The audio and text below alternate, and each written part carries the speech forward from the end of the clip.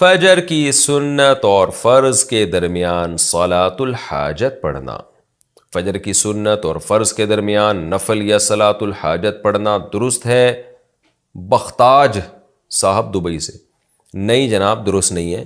رسول اللہ صلی اللہ علیہ وسلم سے زندگی بھر صبح صادق کے بعد، یعنی جب فجر کا ٹائم شروع ہو جاتا ہے تو اس کے بعد سے لے کے فرض نماز تک 2 سنتوں کے علاوہ کچھ بھی پڑھنا ثابت نہیں ہے، تو لہذا اس میں 2 رکعت سنت ہی پڑھیں گے، اس کے علاوہ کوئی نماز نہیں ہو سکتی۔ ہاں قضائے عمری پڑھی جا سکتی ہے، اس لیے کہ یہ فرض نماز کے لیے یہ وقت ہے، تو جیسے ادا فرض آپ فجر کی پڑھیں گے تو قضا بھی پڑھی جا سکتی ہے اس میں، تو قضائے عمری چاہے فجر کی ہو، ظہر کی ہو، کوئی بھی ہو وہ پڑھی جا سکتی ہے، اس کے علاوہ نماز پڑھنا ٹھیک نہیں ہے۔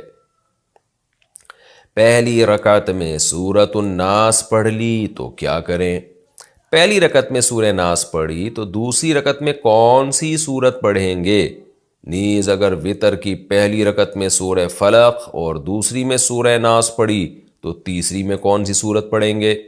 محمد سالم صاحب انڈیا سے۔ محمد سالم صاحب،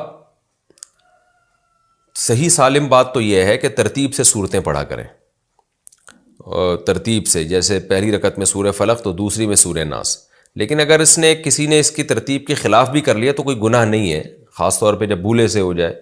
تو اگر کسی نے بھولے سے پہلی رکعت میں سورہ ناس پڑھ لی ہے تو بہتر تو یہ کہ دوسری میں بھی سورہ ناس ہی پڑھے وہ، لیکن اگر وہ سورہ فلق بھی پڑھ لیتا ہے تو بھی ٹھیک ہے، بہتر یہ ہے کہ سورہ ناس دوبارہ ریپیٹ کر لے اگلی رکعت میں۔ اور اگر وتر کی پہلی رکعت میں سورہ فلق اور دوسرے میں سورہ ناس پڑھی تو تیسری میں سورہ ناس پڑھ لے، دوبارہ پڑھ لے، نہیں تو قل ہو اللہ پڑھ لے دوبارہ، تو اس میں کوئی ایشو نہیں ہے، بہتر ہے ترتیب سے پڑھیں۔ اگر غلطی سے ترتیب آگے پیچھے ہو گئی ہے تو بھی کچھ نہیں ہوتا اس سے۔